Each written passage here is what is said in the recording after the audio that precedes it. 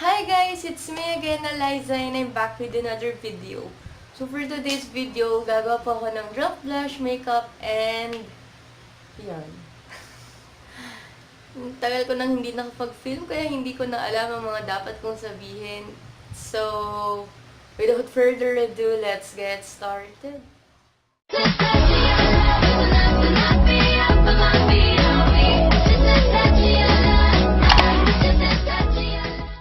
Nakapag-moisturize na po ako ng face and as usual, ito yung ginamit ko, yung Luxe Organic Soothing Gel ko. Yan. Kung nanonood naman kayo ng mga videos ko, alam nyo nang ayan yung ginagamit ko. So, let's proceed sa base. And for my base, gagamitin ko tong EB Advanced BB Cream. Yan. So, bago tayo maglagay ng BB cream, maglalagay lang ako ng velcro dahil nakakairita yung hook ko. Wait lang. Uuno ko. Okay. That lang dyan.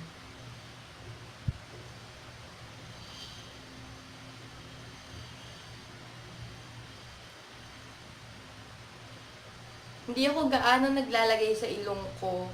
Kasi, ang nangyayari, parang nakalutang ng sobra-sobra yung ilong ko dahil nagiging sobrang puti na. Nalagay na rin ako sa leeg din. Kasi medyo maputi sa akin itong baby cream ng Bilena. So, blend na.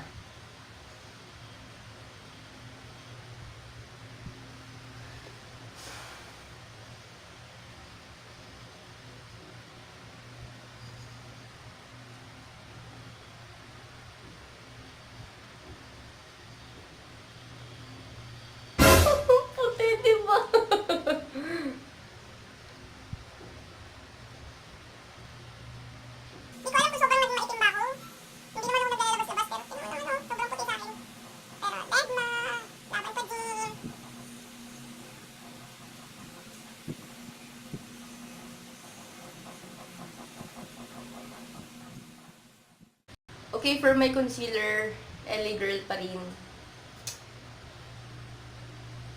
Konti lang, guys.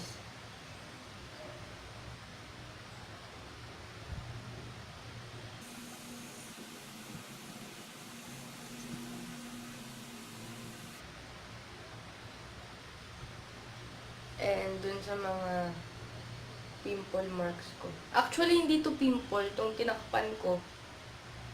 Kagat ng lamok to. Diyos ko, kinagat ako ng lamok sa mukha. Mukha tuloy pimple na napakalaki. Kasi pag kinakagat ako ng lamok, yung bite, yung marka, hindi pantal. Parang nagiging tigyawat. Kahit sa parte ng katawan ko, ganun yung itsura. Kaya ang pangit.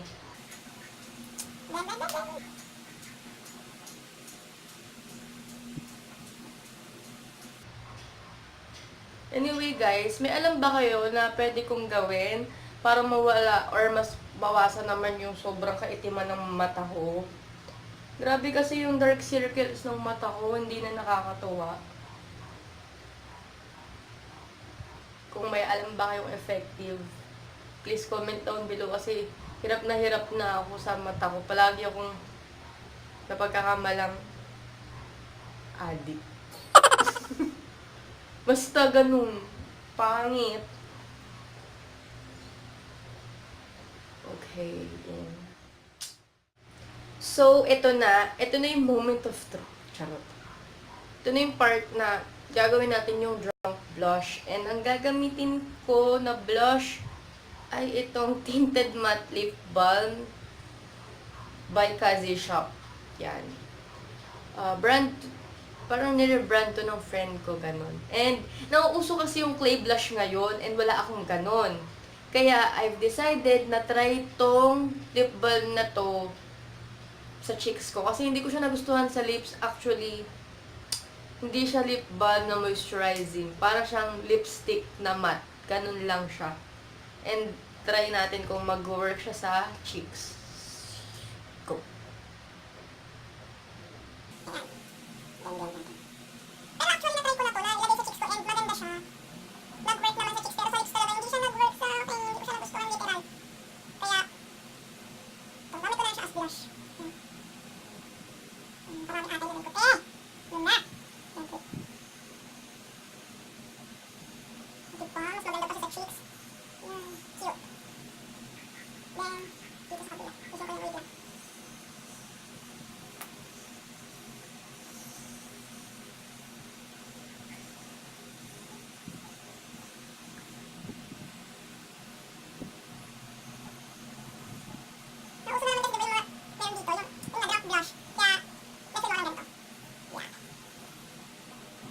dito naman. Sige, bili ako.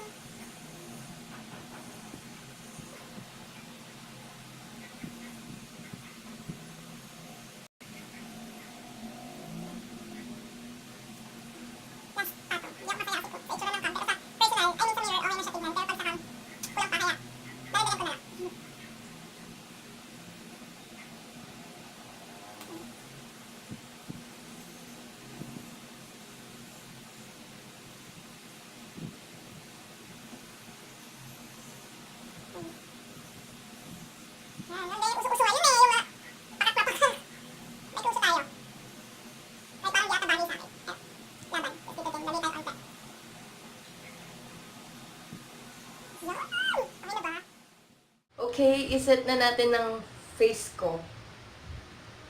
Iset ko na yung face ko using this Nichido pressed powder in the shade Tan. Tiyah. Hindi ko masyadong dadamihan yung paglagay ng powder. Konti lang.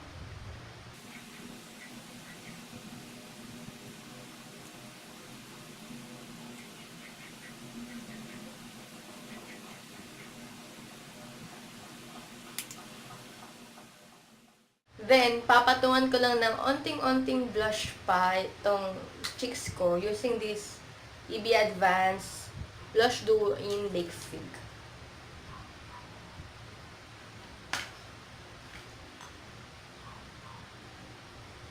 Para lang maset, ganun.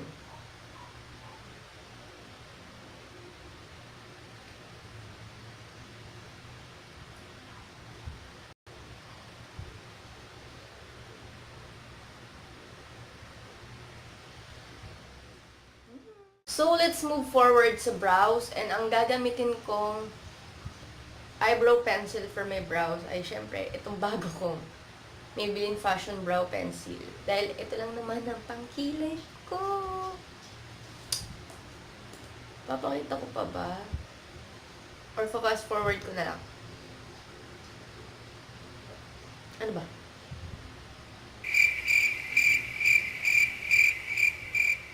Alam mo naman ako paano magkilay, di ba? Kasi matagal eh. Balik na lang ako. Okay, I'm back and ayan na yung brows ko. Almost 5 minutes ko lang ata ginawa. Pero matagal na kasi yun. Ganon. So, let's proceed sa ating eyes. And ang gagawin ko lang naman ay i-curl ko, then mamaskarahan ko lang siya. And I will be using this Avon Super Shock Max Volume Mascara Waterproof ito. Bago to! Kasi pautang ang Avon 2 gives, ganun. 100 every 15-30. Ganun. 200 lang to, guys. And anyway, curl muna.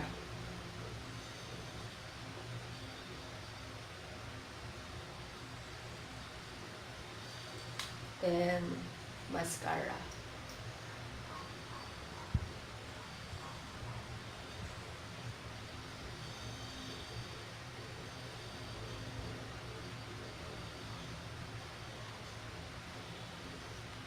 Then, curl ulit. Para lang sure na nakataas siya.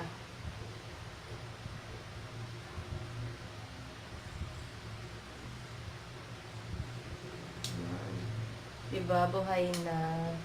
Then yung kabila.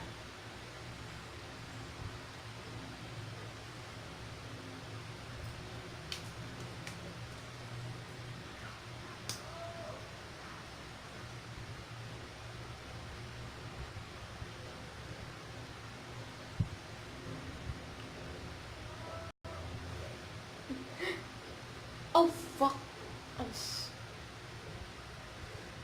Pumasok sa... sakit pumasok sa mata ko.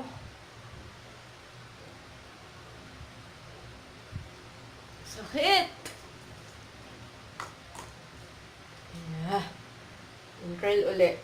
Yan. Taste ganda.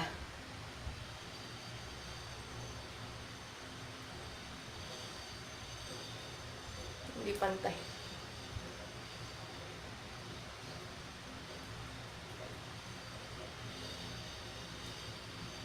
Ayan.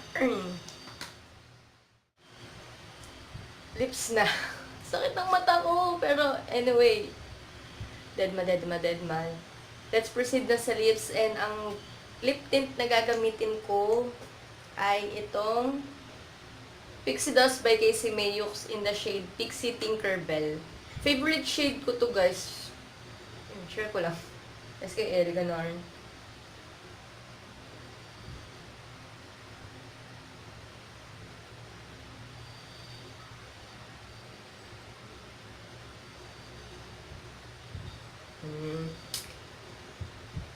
Kabog.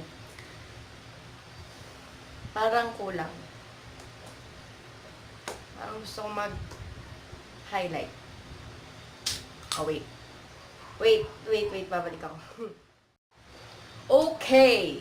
Dahil hindi ako masaya ng walang highlight, gagamitin ko tong EB Advanced Glow Out Highlighter in the shade Strobe. Pero very light lang.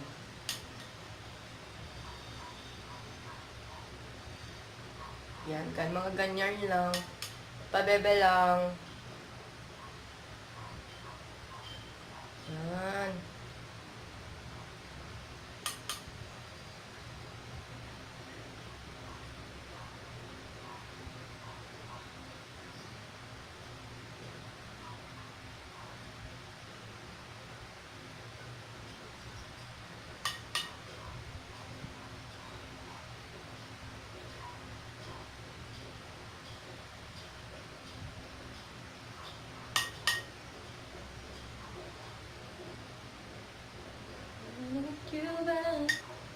So true, baby. 'Cause honestly, you turn out to be done. Okay. Di ba? Perfect! Okay na. So yun guys, it's already 12 midnight and while editing, I realized that I haven't made a outro for my video. So that's why I'm here saying thank you for watching, and please don't forget to like, comment, and subscribe, and see you on my next video. Bye!